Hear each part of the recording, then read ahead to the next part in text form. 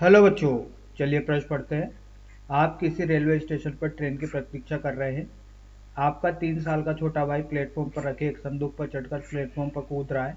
सम्यक संरक्षण के अनुसार संदूक पीछे क्यों नहीं जाती? तो आइए बच्चों, प्रश्न के लिए सर्वप्रथम मुख्य अवधारणा की चर्चा करते हैं।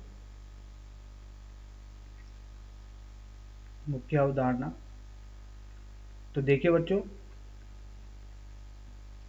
अगर बच्चों यहाँ पर किसी भी निकाय पर अगर कुल परिणामी बाह्य बल अगर शून्य होता है, तो इस स्थिति में बच्चों जो सम्यक संरक्षण होता है,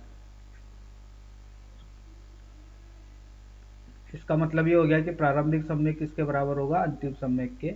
और सम्यक होता है बच्चों द्रव्यमान गुणा वेग के। तो आइए बच्चों, इस मुख्य उदाहरण के आधार पर प्रश्न को हल करते हैं।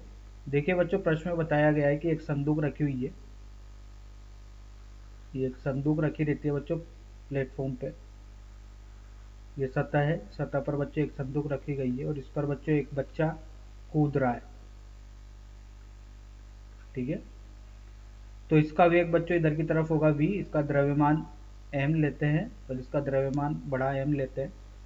तो इसका जो सम्वेग होगा बच्चों, ये होगा m गुणा v। और बच्चों यहाँ पर अगर ये इधर कूदता है तो सम्वेग को जाना चाहिए इधर v वेग से।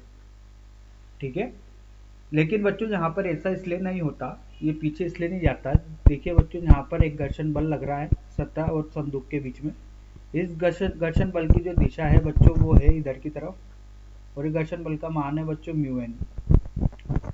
अब देखिए बच्चों, जैसे ये बच्चा कूदेगा तो वास्तव में बच्चों इस संदूक को पीछे जाना चाहिए, लेकिन ये पीछे नहीं जाता क्योंकि इस पर घर्षण बल ज़्यादा लग रहा है। तो जो इस घर्षण बल का मान ज़्यादा होता है बच्चों, ये ज़्यादा होता है बच्चों इस पर लगने वाले बल, जो कि होता है बच्चों द्रव्यमान गुणा त्वरण से। तो बच्चों अगर इसका त्वरण का मान 0 हो गया तो बच्चों ये स्वतः ही घर्षण बल जो हो जाएगा ज़्यादा हो जाएगा, तो इसका वेग भी कितना हो जाएगा? 0 हो जाएगा। ठीक है, तो देखिए बच्चों, इसका प्रारंभिक संवेग जो था बच्चे का वो 0 था। ठीक है, तो इसका अंतिम संवेग भी कितना होगा? 0 होगा। तो प्रारंभिक और अंतिम संवेग इसका जो हो गया वो 0 हो गया। इसकी वजह से भी बच्चों ये जो संदूक है वो पीछे नहीं जा पाता।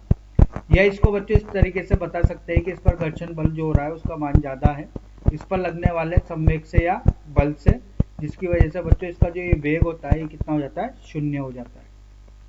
तो आशा करता हूँ बच्चों आपको यह समझ में आया होगा। धन्यवाद।